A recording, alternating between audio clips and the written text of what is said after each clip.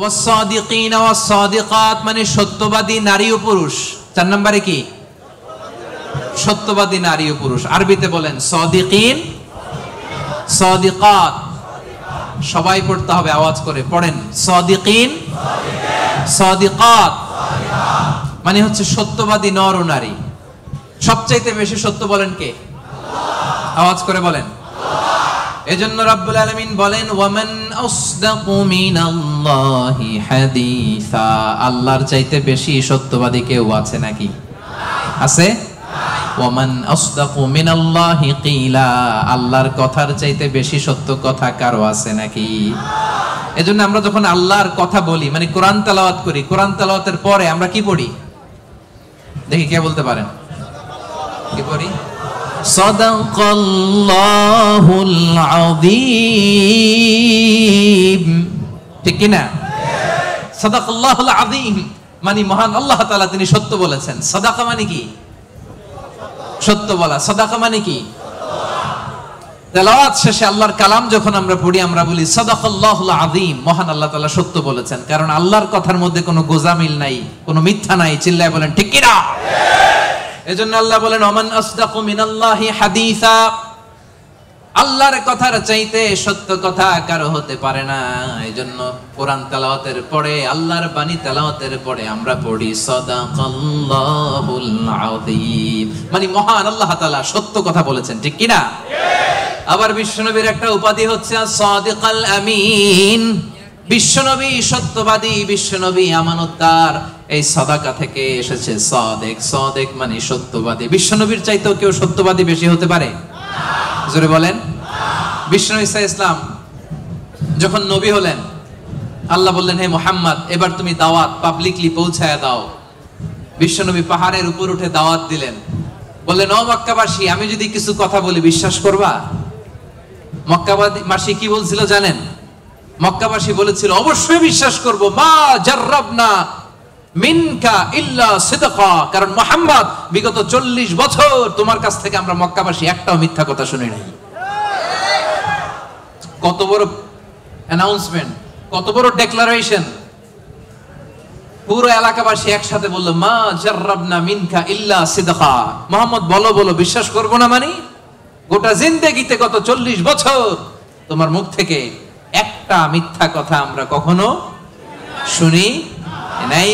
এজন্য বিশ্বনবীরে বলা হতো সাদিক। কি বলা হতো? আর বলা হতো আল আমিন। আমরা বাংলাদেশে পিছনেরটা জানি, 2 নাম্বারটা জানি, কিন্তু কুরাইশরা বলতো as-সাদিক আল আমিন। আমরা শুধু একটা জানি। আমরা কি বলি? আল আমিন।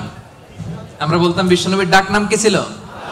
আল আমিন। আসলে ছিল as-সাদিক আল আমিন। as-সাদিক মানে সত্যবাদী, আর আল আমিন মানে বিশ্বাসী, আমানতদার।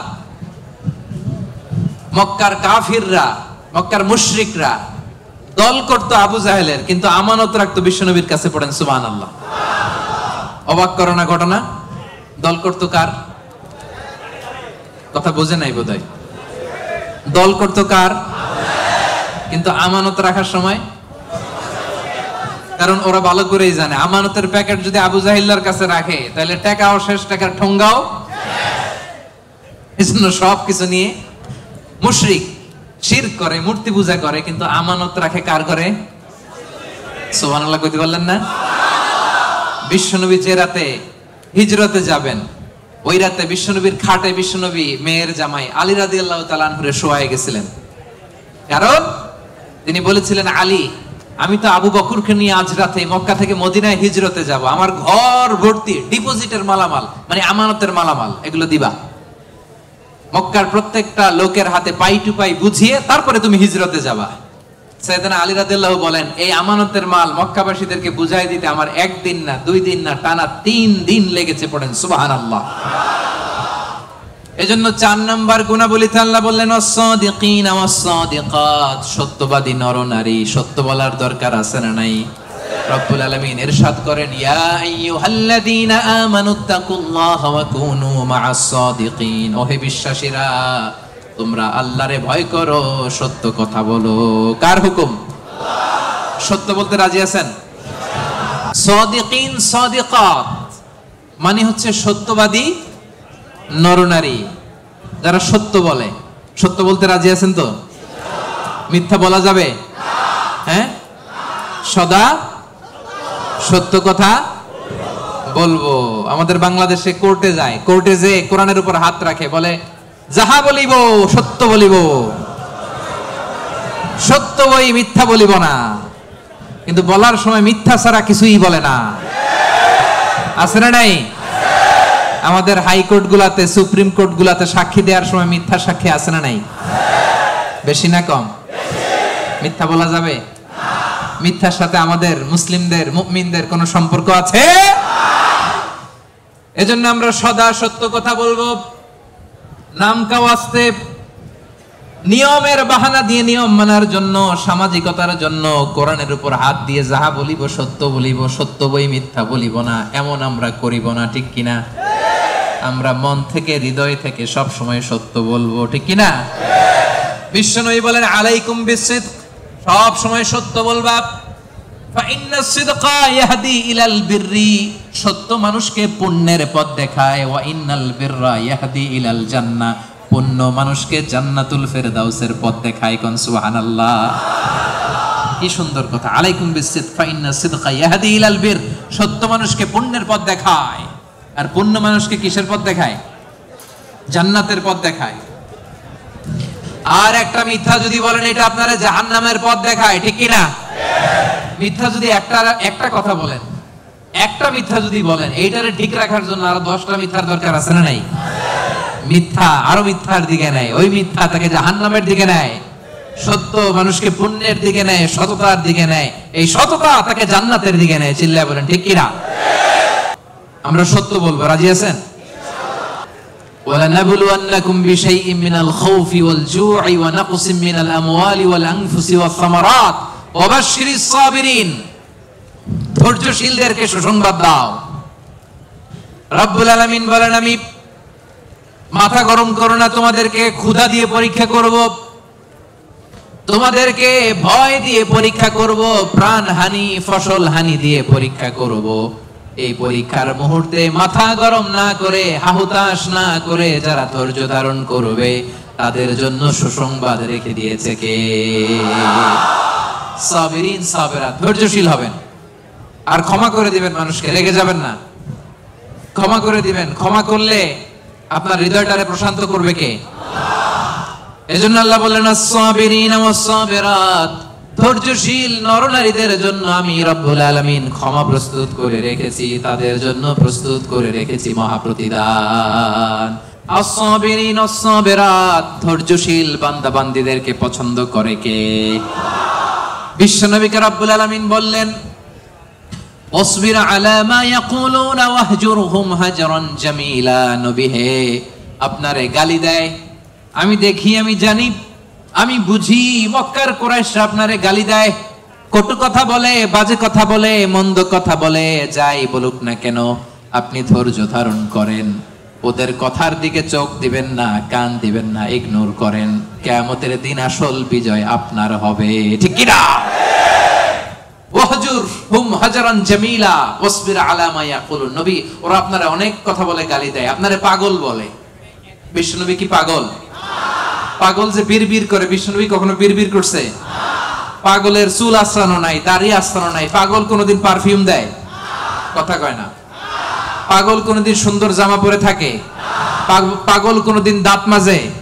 তাহলে এগুলো পাগলের বৈশিষ্ট্য। পাগলের চুল লম্বা, দাড়িতে জট লেগে আছে, পাগল গোসল করে না, পাগল বিড়বিড় করে, পাগল দাঁত মাজে না, পাগল পারফিউম দেয় না, এগুলোর একটাও কি আমার বিশ্বনবীর সাথে যাবে? ওরা পাগল বলে, ওরা বিশ্বনবীরে গণক বলে গালি দেয়, বিশ্বনবীরে পাগল বলে গালি দেয়, বিশ্বনবীরে জাদুকর বলে গালি দেয়, বিশ্বনবীরে আটকুরা বলে গালি দেয়। আটকুরা বলে বিশ্বনবীরে বলতো যে মুহাম্মদ তোমার তো কোনো ছেলে নাই, তুমিও শেষ, তোমার ইসলামও। নাউজুবিল্লাহ কবেন না? ইসলাম শেষ হইছে নাকি বিশ্বনবীরে যারা গালি দিছে ওরা শেষ হইছে? বিশ্বনবীর নাম, ধাম, সুনাম, সুখ্যাতি কিয়ামত পর্যন্ত আছে না নাই? আছে। কিয়ামত পর্যন্ত বিশ্বনবীর সুখ্যাতি থাকবে। ঠিক কি না? কি নূরানি চেহারা নিয়ে বিশ্বনবী এসেছে। অনেক কাফের বিশ্বনবীর মুখের কোরআন তেলাওয়াত শুনে নাই, বিশ্বনবীর কোনো বাণী শুনে নাই, স্রেফ বিশ্বনবীর চেহারা দেখে কালিমা পড়ে ফেলেছে। এত সুন্দর ছিল, চাঁদের চেয়েও সুন্দর ছিল, ঠিক কিনা? বিশ্বনবীর অনেক সাহাবারা মাঝে মাঝে পূর্ণিমার রাতে বিশ্বনবীর সাথে অ্যাপয়েন্টমেন্ট নিয়ে দেখা করতে গেলে কনফিউশনে পড়ে যেতেন। মাঝে মাঝে পূর্ণিমার মরুভূমিতে তো তখন এখনকার মতো লাইটিং ফাইটিং ছিল না, ছিল অন্ধকার। বিশ্বনবীর সাথে দেখা হলে পূর্ণিমার রাতে যখন 14 তারিখ রাতে যখন যাইতো, একবার তারা বিশ্বনবীর চেহারার দিকে তাকায়, আরেকবার চাঁদের দিকে তাকায়, কিরে কোনটা বেশি সুন্দর, কোনটা বেশি নুরানি, কোনটা বেশি ভাইব্রেন্ট, কোনটা বেশি ফোকাসিং। একবারের দিকে আবার নবীর নুরানি চেহারা, একবারের দিকে আবার নবীর নুরানি চেহারা। পরক্ষণে অনেক করে খেয়াল করে দেখে, না, চাঁদের মধ্যে দাগ দেখা যায়, চাঁদের মধ্যে কালিমা দেখা যায়, বিশ্বনবীর চেহারায় কোনো দাগ নাই, কালিমা নাই। পড়েন সুবহানাল্লাহ। সেরেফ চেহারা দেখে অনেক কাফির কালিমা পড়ে মুসলমান হয়ে গিয়েছে। এজন্য সে বিশ্বনবীর মতো ধৈর্যশীল হতে হবে। আমার ভাইয়েরা, আজীবন শুধু ক্ষমা করেছেন, রাগেন নাই। ধৈর্যের উপমা আমার নবীর চাইতে বড় কাউরে দেয়া যাবে না। বিশ্বনবী যখন সিজদায় যেতেন, আবু জাহেল, উতবা, সাইবা, ওয়ালিদ ইবনে মুগীরা ওটের পচা নারী ভুঁড়ি কাঁধের উপর চাপায় দিত। আপনি যে নামাজ পড়েন, আপনার ঘাড়ের উপরে ডাস্টবিনের ময়লা চাপাই দিছে কয়বার জীবনে? হ্যাঁ, তা আমরা কি স্যাক্রিফাইস করছি ইসলামের জন্য? হ্যাঁ, কি করেছি? বাবা নাম রাখছে মুসলমান, আব্দুল্লাহ, আহমদ হয়ে গেছে মুসলমান, ঠিক কিনা? উনি নামাজ পড়লে ওনার ঘাড়ে পচা নারী ভুঁড়ি চাপিয়ে দেয়া হতো, কিচ্ছু করেন নাই। তায়েফের ময়দানে পাথর মারা হয়েছে, রক্তাক্ত করা হয়েছে, কিচ্ছু করেন নাই, ক্ষমা করে দিয়েছে। এক ভিক্ষুক, ফরিয়াদি ভিক্ষুক, বুঝেন তো, মানুষের কাছে চেয়ে বেড়া, এক বেদুইন ভিক্ষুক একবার বিশ্বনবী সাল্লাল্লাহু আলাইহি ওয়াসাল্লামের কাছে আসলেন। বিশ্বনবীর গায়ে একটা চাদর, riwayatকারী বলেন আলাইহি বুরদুন নাজরানি, নাজরান থেকে আনা একটা চাদর বিশ্বনবীর গায়ে, গলিজুল হাশিয়া, এই চাদরের পাশটা, পাইটটা একটু খসখসে। এসে বিশ্বনবীর চাদর ধরে টান দিছে, টান দেওয়ার সাথে সাথে বিশ্বনবীর ঘাড়ের মধ্যে দাগ পড়ে গেছে। আসছে ভিক্ষা করতে, আসছে কি করতে? আইসে বলে, ইয়া মুহাম্মদ মুরলি মিন মালিল্লাহ, বলো আল্লাহর মাল থেকে, সম্পদ থেকে আমার কিছু ভিক্ষা দিতে। আচ্ছা, আপনি রাস্তা দিয়ে সুন্দর একটা জামা পরে, শীতে একটা চমৎকার মুড়ে চাদর পরে হাঁটতেছেন, ভিক্ষুক আইসা দিছে টান, চাদরের টান খেয়ে ঘাড়ের চামড়া ছিঁড়ে গেছে, আপনি কি করবেন? আয়েশা যদি কয় দে টাকা দে, চাদর ধরে দিছে টান, ঘাড়ের চামড়া গেছে ছিঁড়ে, বিশ্বনবী সাল্লাল্লাহু আলাইহি ওয়াসাল্লাম কি করেছেন জানেন? মুচকি হাসি দিলেন একটা, তার দিকে তাকালেন, মুচকি হাসি, আহা কি ভুবন রাঙানো হাসি। এই হাসি একবার যে দেখে চিরকাল সে মনে রাখে। সুবহানাল্লাহ পড়েন। মুচকি হাসি দিলেন, বুঝতে পারছে লোকটা বেদুইন, সভ্যতা, সিভিলাইজেশন, ভদ্রতাও শিখে নাই। বললেন, যাও বাইতুল মাল থেকে এই ফরিয়াদিকে, ভিক্ষুককে কিছু সম্পদ দিয়ে দাও। মাইট দিছে? পিটানি দিছে? মুচকি হাসি উপহার দিছে। কি ধৈর্যশীল! যে মক্কা থেকে বের করে দিছিল, মদিনায় চলে গেলেন। মক্কা বিজয়ের দিন বিশ্বনবী বললেন, লা তাসরিবা আলাইকুমুল ইয়াউম, আজকে কোনো প্রতিশোধ নিব না, যাও ক্ষমা করে দিলাম। তো এই জন্য বিশ্বনবীর মতো ধৈর্যশীল হওয়ার দরকার আছে না নাই? প্রিয় ভাইয়েরা, ধৈর্যশীল হবেন। ধৈর্য এমন একটা গাছ, যে গাছের পাতা তিতা কিন্তু ফল মিষ্টি। সুবহানাল্লাহ পড়েন। যারাই ধৈর্য ধারণ করে তার শেষটা ভালো হয়। তার কোনটা ভালো হয়? আর সব ভালো তার শেষ ভালো যার।